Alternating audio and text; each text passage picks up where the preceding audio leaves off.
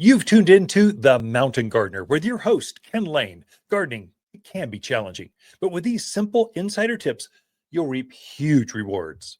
Now, let's tune into today's Mountain Gardener with Ken and Lisa. So I had mentioned it is time to plant your vegetable garden, your herbs, your flowers, whether it's perennial or annuals. So perennials they come back year after year. Perennial and permanent both start with P.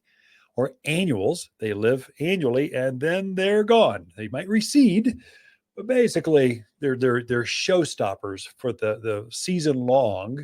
But by November, they're pretty much done. So they get frozen out. And so they're annuals.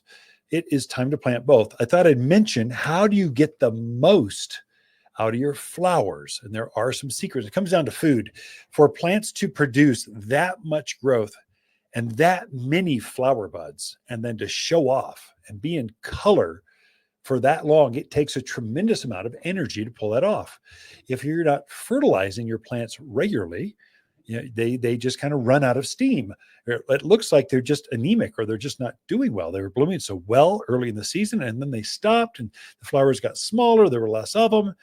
There's a new flower we came in. We're going to start promoting this for Mother's Day. It's called Sunbelievable sunflowers.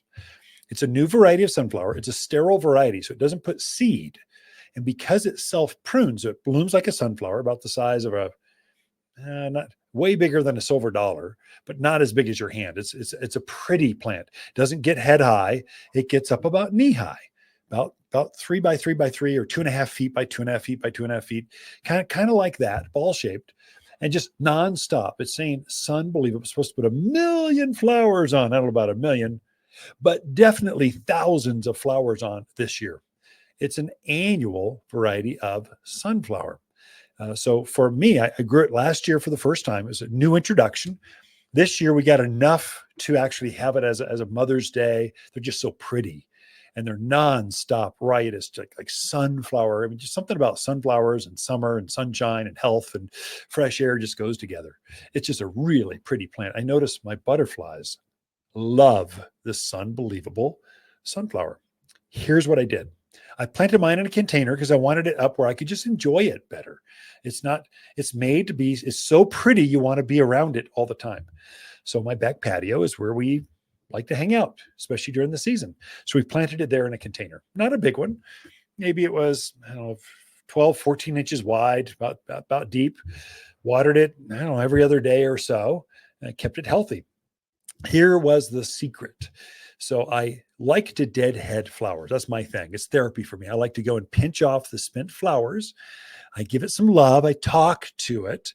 I shape it, give it a little haircut so she looks pretty. She just feels better about herself. And then she just puts on a whole nother set of flowers. And so deadheading is kind of my thing. It makes me happy, and it makes my plants even happier. So I like to deadhead my flowers. And the sunflowers especially respond to that. And then here's the insider tip.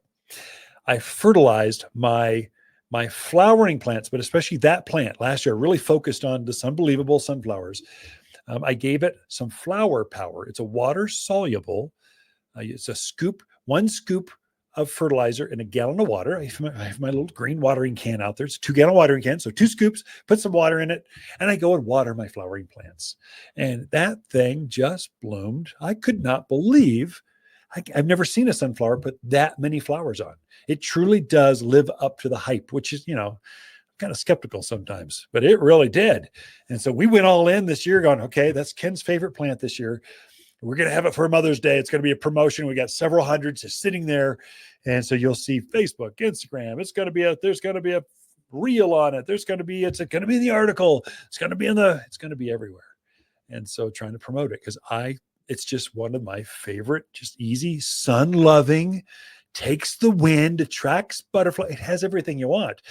Typically, sunflowers don't attract a bunch of wild animals. So it should be relatively rabbit and javelina free too. Anyway, Sunbelievable.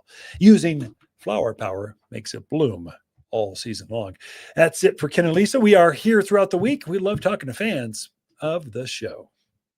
Water's garden companion plants in May are purple robe locust, vining achevia, Prescott Sunshine Geraniums, and Easy Elegant Roses. Just plant these roses in a sunny spot and enjoy. We've married the beauty of long stem roses with the easy care of shrub roses for landscape color like no other plant in the backyard. Choose fragrant reds, radiant pinks, corals, vivacious yellows, and stately whites. Extremely fragrant and only found locally at Waters Garden Center in Prescott. For a more fruitful garden, increase success in the landscape that just feels better, then tune in daily to the Mountain Gardener podcast. Subscribe through your favorite podcast streamer or visit watersgardencenter.com.